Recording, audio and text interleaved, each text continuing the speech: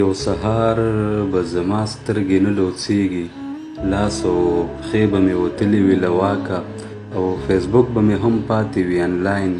څو ملګري به په زړه زړه کې خفه وي، میسیجونه به یې نه وي ځواب شوي.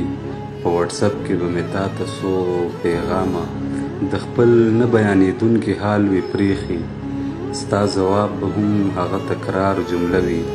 مړه نه ارزي دا ژوند هم داسې شی دی، پر کاغذ به ناتکمیله غزل پروت وي، او قلم به مې په ګوتو کې وي پاتې، او بل څنګ ته د شعرونو 2 کتابه چې بداو او بس همدغه شانته ښیم.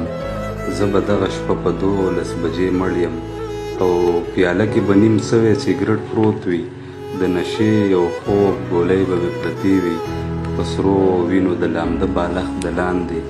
مخکې جیب کې به مې کارډ د پوهنتون وي، او بټوه کې به 200-300 روپۍ وي، او رښتیا یو دا موبایل به میراث وي چې پاسورډ یې ستا 15 حرفه نامه ده.